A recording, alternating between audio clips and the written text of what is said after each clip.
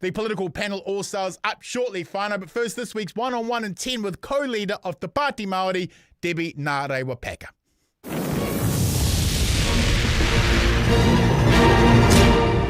Kia ora, comrade. Welcome to the show and thank you for being available to the Fourth Estate. Your democracy is grateful. Can you hear us, Debbie? I can. Excellent. Debbie, the latest RNZ-Reid poll is out and it shows how razor close this election is going to be. Māori voters and the Māori electorates have been the most tactical voters in the MMP environment. A TPM candidate vote, while recycling the party vote to the Greens, creates an overhang and will push the Greens above New Zealand First. If we really want this government out, tactical voting by Māori in the Māori electorates is the only pathway to victory for the left, isn't it? I think, first of all, our focus has always been, and the reason that we have a situation where we have rangatahi now going straight into the Māori role, the reason why we're now in a situation where we have more Māori on the Māori role than the general role is because we've had this absolute singular focus, which is to get our people on the Māori role. And we'll stay disciplined and focused on that strategy because it's working. And I think it's really important that we don't get distracted and the whole politics of distraction while we're watching the big parties, up and down. I mean, who cares? The reality is that we know that it is going to be the smaller parties that are going to be the decision maker. And we have to push that our people's votes matter. This is the most influential time for them. So again, based on the fact that we've had this singular focus on get on the Māori role, and that will continue to be a strategy where we go in and make sure that the non-voters, those who are new voters, the hundreds of thousands that are not voting, turn up. And that is what's going to be able to give Māori a stronger influence in changing this government. When will Te Pāti Māori release its voting strategy for this election? You just heard the major part of our voting strategy. Our voting strategy has always been about activating, and the sleeping giant in Aotearoa politics is activating the hundreds of thousands of Māori who aren't voting, who don't feel valued in a lot of the other parties and what they're offering.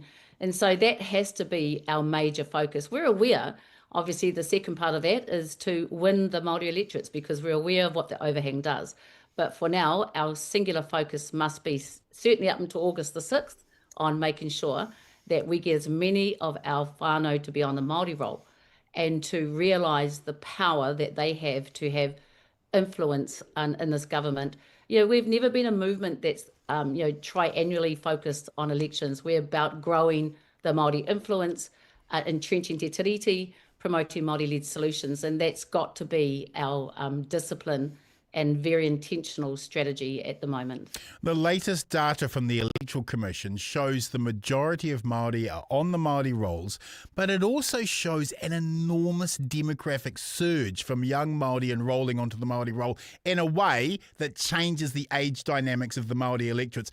TPM scored a phenomenal victory last year in the Tamaki Makaurau by-election with the Social Media First campaign. I put to you, there is an enormous cohort of young Māori on the Māori electorates who are invisible to the mainstream pollsters and could cause real surprise this election. Your thoughts? Yeah, I mean, I know that the by-election has been attributed to a real, social media campaign, but it has to go hand in hand with kanohi kitea and being on the ground, being seen as relatable and relevant. You can't ever dismiss those parts in any campaign. And so, we'll continue to do and carry our weight on again. And I say this often, we see it in different candidates, but as a party, our whole strategy has been to always push the Māori role because we know that there are, 300,000 of our population that are under the age of 17. Right. We've got another 300,000, I think, between 18 to 39. And so we can't, dismiss the significance of the younger votes and the fact that they have a right to be participating and they have the power to determine and get rid of this, revolting government. And so it's not, and I see a lot of politics is about, scrapping for each other's votes. For us, it's actually about making sure that we remind our people of their power, of their mana and what it is that they can change. And that's what we're going to continue to do. And Māori are a young and growing population. So elections need to show that they're going to be relevant for the 300,000 that are coming through It- as a growing population as well. It's a phenomenal demographic that you've got there. 70% of the Māori electorate are under the age of 40. And if you're getting them onto the Māori electorates and the kind of numbers that we're seeing, that really does spell, I think, a real challenge, doesn't it, for Labour's dominance in those electorates? Yeah, I mean, I'm not here to talk about any other party. I can only talk for ourselves. You know, we've had some of the biggest parties that have been in existence for 111 years, 44 times they've been in government, and Māori are still here today. Yeah. So, you know, we have to focus on what it takes for Māori to be influential, to have the power, and to always be determining this government. This shouldn't just be, oh, we want the Māori votes this year because they're going to be tactically better for us. It has to be something that's relevant and important, because we have seen the clawback of Te Tiriti, we've seen the clawback of our tangata, our taiao, and you know, those are kaupapa that we need to be able to focus on as Māori. As Māori, we've always had an intergenerational focus. And so, you know, that's from the moment we got in. These stats, by the way, of Māori growth are not new. They have been coming through for a very, very long time. And we saw that in 2017 to 2020. So it's always been, again, our focus is to, you know, bring our people forward and to remind them of who they are and what it is that they have the power to determine. And more so could they never be so much more influential than they could be this year. And like I say, getting rid of this revolting government. So, you know, those are, you asked me, I think, of the question, you know, what are our strategies? Well, koira, yeah, that's it. We've never been secret about it. Our role has always been about activating.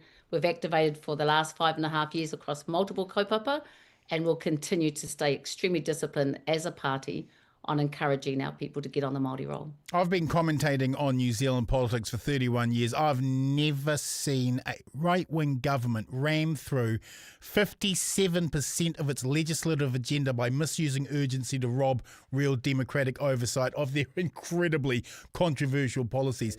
They have strangled off the common good for their donors' interests. What do you believe we will see if National, ACT and New Zealand First get re-elected in November? I will see an absolute disaster like we saw in, you know, 1869 in Mururopatu era for Māori. We've seen the clawback of so many kaupapa that our people fought for the last 50, 60 years for. So I don't even want to look down that channel, because I have to stay optimistic and remind our people of the power of unity. We don't have to all love each other, we don't have to even all agree. But one thing I think that every Māori could say to themselves is that we never want to see the harm created to Māori, to wahine, to takatapui, to our taiao, you know, to workers, to, you know, everyone. And I think this is one of those times where we have to call on our strengths to work united to get rid of this government. Te Pāti Māori, we know what our strength is, and that's what we'll stay focused on, and we'll work with those who are also wanting to stay focused on.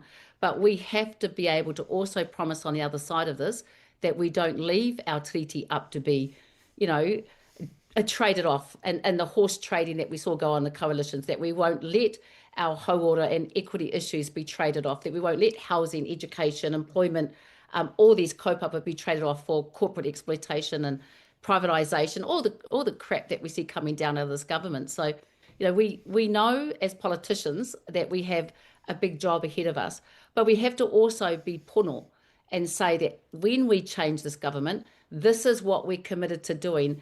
And I'm not hearing it from the big parties. And I think that's why it's really important that Te Pāti Māori, Te Pāti Kakariki are in there to hold these bigger parties to task. We cannot afford to lose sight of the bigger picture here for Aotearoa's future. Aprahama Edwards is a phenomenal candidate for Te Tautokoro. How are you feeling about his chances of taking that electorate in a four-way race? I feel positive about everyone. I mean, I think, you know, he is phenomenal. You're right. He has a power and a mana.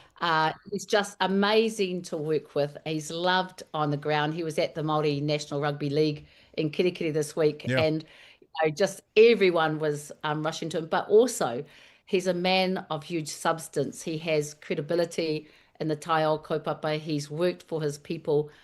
He's just, you know, we're so honoured to have him, and he's a real humble man. He's really iti about what it is that he does, and I think that's that's what's also so appealing about him. He's got a big mahi to do. Yeah. You know, we're very diverse people. Everybody expects Māori to always agree. Well, we don't. And I think I love the way that he eases into, you know, various forums. And he's on a big roadie this week, next couple of weeks, and we're so privileged to have him. Very He's honoured. a superstar. He really is. Finally, comrade, so many whānau are doing it so bloody tough right now. Māori unemployment is 11%. Māori youth unemployment is 19%.